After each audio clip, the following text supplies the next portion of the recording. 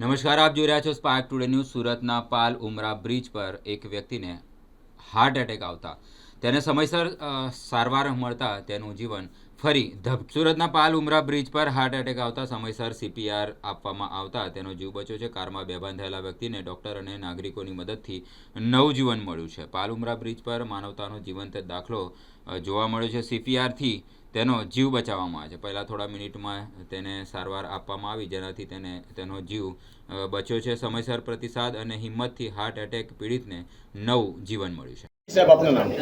મારું નામ પંકજ કુમાર એસ પરમાર છે. પંકજભાઈ, શું કામ કરો? હું સાયબર ક્રાઇમનો સાયબર ડેટા એક્સપર્ટ છું.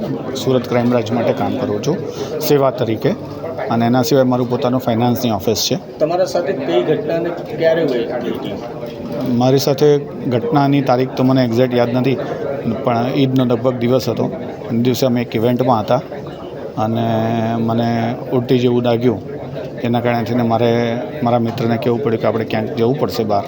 આ સમજણ નથી પડતી, થોડુંક બહાર રખડીશ તો કદાચ સરખું થશે. એસિડિટી જેવું લાગે છે. 4-5 વાર ઉલટી થઈ, પછી તો કેટલી વાર થઈ એ ખબર નથી. અને પછી ઉમરા બ્રિજ પાસે મારા મિત્રના કહેવા પ્રમાણે આઈ કોલેપ્સ, મેં જીવ છોડી દીધો હતો. અને પછી ડૉક્ટરોએ અને જે રસ્તામાં મળેલા માણસોએ જે હેલ્પ કરી અને મને હોસ્પિટલ સુધી પહોંચાડ્યો, એટલું જ મને યાદ છે. અને પછી ડૉક્ટરોની મહેનતથી હું લગભગ 48 કલાકે ભાનમાં આવ્યો, એટલું મને ધ્યાન છે. શું કહેવા માંગો છો? ડૉક્ટરે હેલ્પ કરી? ડૉક્ટરોએ સૌથી પહેલાં તો મિત્રોએ હેલ્પ કરી, રસ્તામાં મળેલા માણસોએ જે CPR આપ્યો તે હેલ્પ કરી. મેઇન સાથે જે ડૉક્ટર સંજય હતા, જેમની અવેરનેસ હતી CPR માટે, એમણે સૌથી મોટી હેલ્પ કરી કહેવાય. કારણ કે જે લોકો સાથે બેઠા હતા તે લોકોને બી ગાઈડન્સ માટે એક માણસ જોઈએ. જે સંજયભાઈએ કન્ટિન્યુઅસ હોસ્પિટલ સુધી પહોંચું ત્યાં સુધીનું જે ગાઈડન્સ એ લોકોને આપ્યું. અને એના પછી તો હોસ્પિટલમાં પહોંચી ગયા પછી તો ગુંજનભાઈના હવાલે હતા. અને ગુંજનભાઈએ મેઇન વસ્તુ એ છે કે જ્યારે 0 લાઈન આવી જતી હોય ICUમાં, ત્યારે કોઈ હોપ બચતું હતું નથી, અને એ જોયા પછી કોઈ મહેનત કરતું હતું નથી.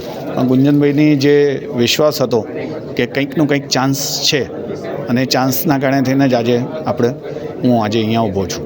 એમની મહેનત અને બધાના આશીર્વાદથી આજે અમે ઊભા છીએ. હું છું ડૉક્ટર ગુંજન માલવિયા, ઇન્ટરવેન્શનલ કાર્ડિયોલોજિસ્ટ. હું મુખ્યત્વે United green hospital, Mahavir universal અને PP માણી હોસ્પિટલ, સુરતની વિવિધ હોસ્પિટલમાં કાર્યરત છું.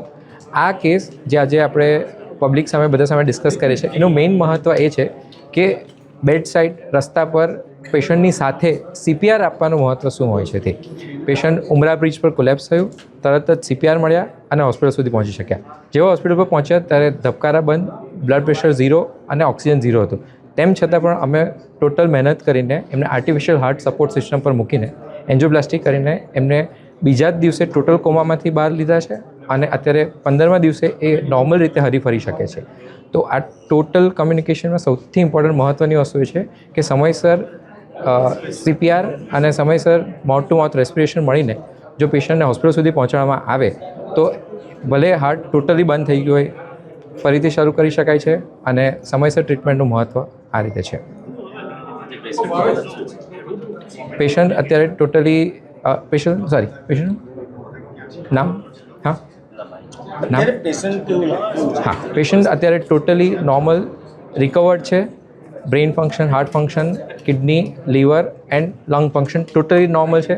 એ નોર્મલી હરીફરી શકે છે અને એનું પોતાનું જૂનું અથવા તો જે રૂટીન કામ છે તે શરૂ કરી દીધું છે. આ ઘટનાથી સંદેશ 2 મુખ્યત્વે છે. એક, ગેસને અવોઇડ ના કરો. જરૂર પડે તો તે વખતે લાગે કે મને ગેસ જેવું છે પણ ટેબ્લેટ અથવા તેની ટ્રીટમેન્ટ નથી મળતું, તો એ એટેકની અસર હોઈ શકે છે. ECG કરાવીને જરૂરથી ચેક કરાવો.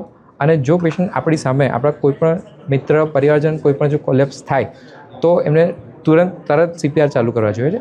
ઘણી વખત આપણને લાગે કે ના, CPR આપણને હાર્મ કરશે, પણ એવું બિલકુલ નથી. ધારો કે પેશન્ટ નોર્મલ હશે, CPR કરશો તો તરત કહેશે કે ના, મને દુખતું નથી, મને સારું છે, ઊભા થઈ જશે, અવેક થઈ જશે. પણ ધારો કે પેશન્ટ CPR તમે આપો, ચાલુ કરો અને અવેક ના થાય, દેટ મીન્સ કે તમારે CPR કન્ટિન્યુ રાખવા જ જોઈએ. એ પેશન્ટ ટોટલી કોલેપ્સ થઈ ગયું છે અને તરત હોસ્પિટલ પહોંચવું જરૂરી છે.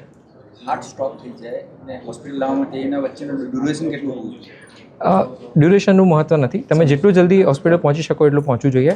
મીન ટાઈમ જો એમ્બ્યુલન્સ બોલાવીને એમ્બ્યુલન્સમાં પહોંચાડો તો સારામાં સારું. જો એમ્બ્યુલન્સમાં વાર લાગે એવું હોય તો તમારા કોઈ પણ વાહનમાં પણ પેશન્ટને CPR આપતા પહોંચો.